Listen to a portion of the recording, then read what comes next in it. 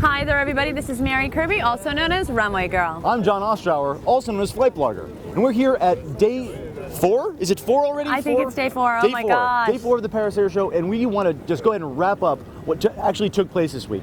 It was a mega week for the aerospace industry. Huge, and really the upswing is really back, and we really saw, to cap off the show today, was AirAsia's order for 200 Airbus A320neo aircraft. Isn't that the biggest ever? It is the biggest ever order, and its biggest single order in Airbus history, worth up to $18 billion at list prices. Obviously, he got a good discount for it, I imagine. He didn't say what the price was, but he said he definitely did not pay full price. That's fantastic, John. Well, you know, yesterday, AirAsia's sister, AirAsia X, the long-haul operator, announced that they're going to bring a brand new wireless in-flight entertainment system across their fleet, and they're going to leverage their electronic flight bag technology to bring this wireless IFE to their fleet. And they also hinted that AirAsia will probably be looking at the same solution too. So a lot going on with AirAsia. Yeah, absolutely. And from a connectivity perspective, I think that seems to be cropping up everywhere. Everyone wants to be enhancing the passenger experience. Right? Everybody wants to be connected. And I think heading into the rest of the year coming off this show,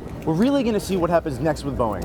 I think what we're seeing is customers voting one by one. American Airlines potentially talking to Airbus about A320s. You have Comac and Ryanair talking together about working together on designing a new airplane, maybe even a 200 aircraft order.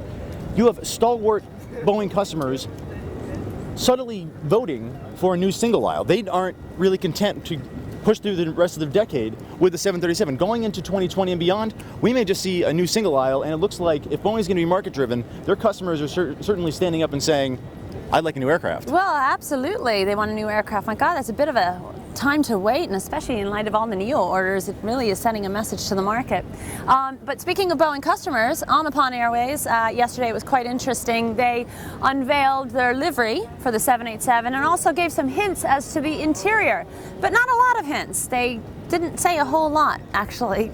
Well, I think, about the interior, but they said they were going to, and then they didn't. After 3 years of patiently waiting for it through their airplanes, the first 4 are going to have an all economy medium haul, I guess, configuration for really just flights within Asia, Yeah, it's a bit bog standard in the initial, but they do have plans to obviously ultimately bring high-speed internet to the 787, and they're working with Sigma on their interiors, and so they do have a plan in place, and I'm sure it's going to be beautiful when all is said and done. And by the end of the year, they'll have their first long-haul aircraft and first delivery, September or August, 787, 3.5 years after it initially planned. It is heading towards Japan, heading to On the Pond Airways, and we finally are heading home. We're heading home. We're heading home, but it's been grand. It's been grand, as always. Always wonderful, always amazing here at the Paris Air Show. We always have so much fun, and thank you guys all for watching. We love it. Thank you so much, and we'll see you Farnborough? Next time. Dubai? Singapore? Somewhere in the world. Stay with Flight Global for the best, the brightest, the most up-to-date. The cutest. Aviation? I lost my train of thought there. Bye-bye. Take care.